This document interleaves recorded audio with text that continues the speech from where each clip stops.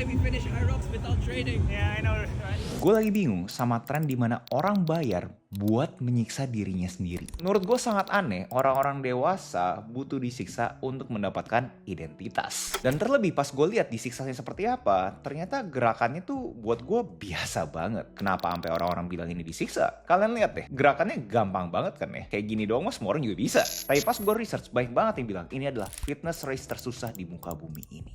Dan itu trigger otak gue, dan akhirnya gue pengen coba ikut. Nama fitnessnya adalah Hyrox. Fitness race ini udah ada di mana-mana. Semua kota-kota gede yang kalian kepikiran pernah kedatangan race tersusah ini. Dan apa yang harus dilakukan di fitness race ini?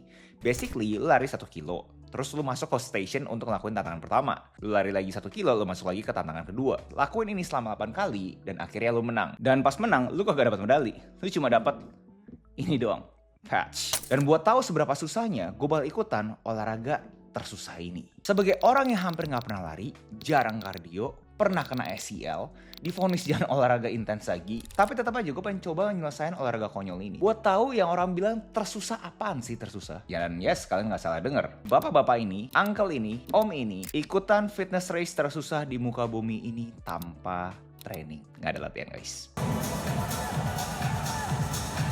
Kenapa gue buat video ini? Buat kalian tuh kebayang seberapa susah sih sebenarnya ikutan Hyrox ini sebagai orang yang gak pernah latihan. Sebelum masuk ke stationnya, gue pengen ngomongin setupnya. Gue pas pertama kali nyampe ke venue-nya, gue tuh jujur bingung. Udah gue kagak tahu harus ngapain, gue kagak tahu harus kemana. Dan di sini menurut gue, pelajaran penting kalian butuh tahu adalah kalian harus tahu kalian ngelakuin apa. Karena dari sisi eventnya sendiri, mereka juga akan melakukan brief sebelum hari race. Sedang gue ya nyantai aja. Tapi alhasil gue datang celenguk-celenguk dan gue rekomendasiin untuk datang pagian. Kenapa datang pagian? Untuk warm up, pemanasan guys. Sambil video ini berjalan lo bakal ngerti kenapa gue suruh lu pada pemanasan. Mulai dari station pertama lari 1 kilo, kita itu ternyata dikasih nama itu ankle bracelet, semacam sensor untuk si panitia Hyrox tahu kita tuh udah nyampe di station mana. Dan akhirnya bisa ditunjuk waktunya untuk menyelesaikan setiap station. Jadi setiap station itu ada tuh sensor-sensornya. Dan pas lari pertama sebagai orang yang kagak tahu harus ngapain, gue langsung punya strategi, ngikutin orang di depannya gue. Terus udah lari 1 kilo, dan ternyata itu aja, jujur aja guys, sebagai orang yang gak pernah lari, capek. Dan masuk ke station pertama, namanya ada skier. Basically ini gerakannya kayak kalian itu main ski, makanya namanya skier. Itu kalian harus menyelesaikan selama 1000 meter. Dan kalian jujur sama gue, kalian melihat gerakan-gerakan ini terkesan mudah kan ya. Gue juga berpikir, ini mah pasti gampang lah ya. Dan banyak banget orang-orang bilang bahwa ini adalah session termudah. Fair dibandingkan semuanya ini adalah session termudah. Tapi ternyata lama guys. Dan seperti yang kalian bisa lihat dari muka gue, terkesan kayak gue udah mau mati di sini. How is it? How is it?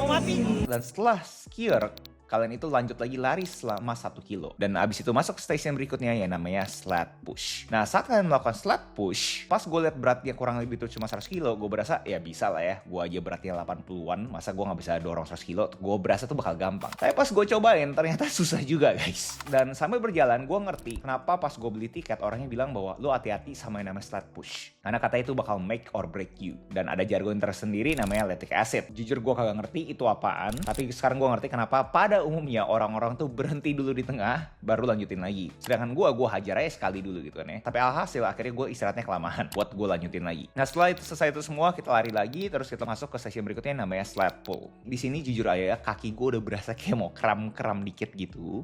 Tapi gue berpikir kayak wah enak nih. Ada gerakan yang harusnya pakai tangan aja cukup. Tapi ternyata pakai tangan tuh susah. Alhasil akhirnya gue coba niru kiri kanan gue ngapain. Ternyata bentukannya itu lebih kayak deadlift gitu. Nggak benar-benar cuma pakai tangan doang. Dan gue baru kena ternyata ini tuh susah. Dan di session ini gue kena guys. Gue kena bahwa ternyata ini race gak segampang yang ada di otaknya gue. I knew it. Makanya gue senyum. Gue tahu gue nggak mungkin bisa ngejar namanya time lah. Gue kagak bisa ngelakuin ini dengan santai banget. Nggak bisa. Seperti kalian bisa lihat dari senyum gue tahu bahwa ini bahaya. Gue bisa mati di sini. Terlepas dari otak gue yang bilangin please udah stop aja, please lu nggak butuh ngelakuin ini semua. Akhirnya gue selesai dan gue lari lagi 1 kilo dan akhirnya gue masuk ke station berikutnya yang namanya burpees broad jump. Di sini gue berpikir dengan gue punya background pernah main basket yaitu suka lompat-lompat juga. Gue pikir bakal sangat gampang gue ngelakuin ini, dan ternyata gue salah juga. Karena banyak beberapa peraturan yang memang didesain untuk kagak boleh curang ya guys ya. Nggak cuma sekedar kalian lompat-lompat doang, tapi ada rulesnya dimana kalian punya tangan itu cuma boleh 30 cm di depan kalian punya kaki. Alhasil kalian itu kagak bisa main lonong gitu aja. Selesai itu akhirnya kita lari lagi, dan habis itu masuk station berikut namanya rowing. Di sini pada bilang like skier gampang ya ampun-ampun, tapi kalau misalnya kalian nggak pernah rowing kayak gue, terutama dengan jarak yang diminta oleh Hyrox, itu bakal lama guys. Seperti kalian bisa lihat dari muka gue tuh bingung banget kenapa nggak selesai nggak 1000 gitu. Ya lama banget 1000 gitu kan ya. Dan gue nggak tahu kayak judgesnya kesian sama gue. Dia kasih tahu jangan main pool gitu aja. Katanya kalau bisa tuh lebih naik ke chest. Katanya itu lebih gampang dapat meternya. Tapi tetap aja gue bisa selesaikan. Habis itu lari lagi, dan di sini udah halfway. Gue udah berasa kayak setiap kali gue gerakin kaki gue tuh kayak, duh kok gue punya hamstring kenapa-napa ya. Kayak ada yang gak enak gitu. Gue punya betis kayak berasa kok ada sensasi-sensasi mau kram gitu. Dan bisa terefleksikan dari gue punya waktu. Tapi gue setuju, station rowing ini bikin gue tuh bisa lebih istirahat kakinya. Walaupun pas lagi mau masukin kaki gue ke dalam alatnya aja itu agak berasa kram-kram dikit gitu. Tapi gak apa-apa, akhirnya gue bisa lebih nyantai dikit. Dan setelah selesai itu semua, gue bisa lari lagi 1 kilo lagi. Dan abis itu gue masuk ke station berikutnya, yaitu adalah farmer carry, dimana beratnya cukup oke, 24-24. Gue lihat orang-orang tuh pada nge-sprint, gue pengen coba nge-sprint, tapi pas gue angkat ternyata nope, gue nggak bisa sprint. Dan gue coba hajar aja langsung, dan ternyata nggak berhasil juga. Akhirnya gue drop sekali, dan habis itu gue hajar sekali. Tapi gue berikan komentar, di antara semuanya gue berasa ini yang paling gampang dilakuin sih guys. Gue rasa kalau misalnya gue nggak kram, harusnya sih bisa aja gue lari. Terus abis itu lanjut lagi, lari 1 kilo lagi, masuk ke station yang paling gue benci sebagai penderita ACL tear, yaitu adalah lunges. Jadi kalau misalnya kalian kagak tahu apa itu ACL, basically di kita punya lutut itu ada beberapa ligamen. Ada satu tempat yang dinamakan yang namanya itu ACL. Ini tuh sangat penting banget buat lutut kita sehat. Kalau misalkan robek, ya butuh dioperasi. Dan sejak gue dioperasi, gue paling benci banget disuruh yang namanya lunges. Karena ya emang gak enak buat lututnya gue. Dan di sini judgesnya kayak udah ngeliat gue cukup kesian. Dia kasih tahu, oh udah, lu lungesnya pendek-pendek aja, nyantai aja gitu. Gue dengerin tuh awal-awal, tapi pas gue coba dengerin, lungesnya pendek-pendek aja, kok gue berasa gue punya quad malah jadi pengen kram nih, dan malah jadi sakit. Tapi pas gue stepnya panjang, gue kan nggak pakai quad, akhirnya pakai hamstringnya gue. Nah itu lebih enak tuh. Di sini mungkin juga pembelajarannya adalah kalian itu harus bisa sesuaikan dengan tubuhnya kalian. Nggak bisa terima mentah-mentah advice-nya orang seperti apa, kalian nggak kontekskan ke tubuhnya kalian. Tapi yes, di sini gue udah berasa kayaknya udah please, gue udah cukup gitu. Kayak gue nggak pengen lagi ada station berikutnya. Kayak gue udah ketawa-tawa aja, kayak gue mau selesai secepatnya karena gue tahu gue bakal kram. Tapi regardless gue selesain, dan di lari 1 kilo terakhir akhirnya gue kram. Tapi gue nggak duduk, gue coba jalanin aja, ngarep kayak kramnya bisa hilang sendirinya, dan gue minum lebih banyak lagi. Pas gue lagi minum itu, gue tuh kagak tahu ternyata Hyrox itu ada namanya rock zone guys. Jadi kalian nggak cuma ngomong in and out itu kalian dihitung, pas kalian di rock zone tersebut, kalian tuh berapa lama di sana, kalian tuh dihitung. Dan gue hampir setengah jam ada di sana.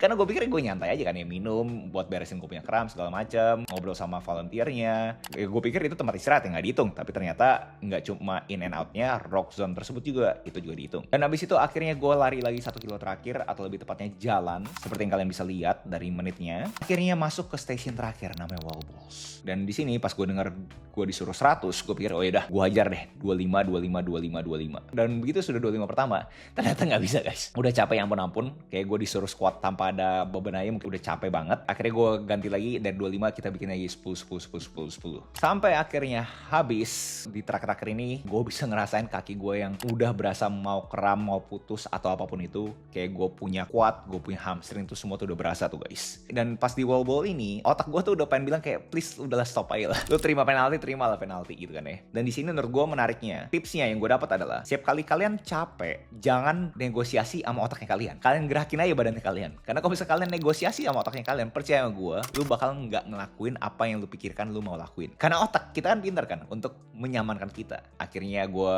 bisa selesai wall balls, dan dah gue masuk gitu aja ke finish race. Karena otak gue setelah selesai wall balls itu, otak gue bilang yuk balik yuk.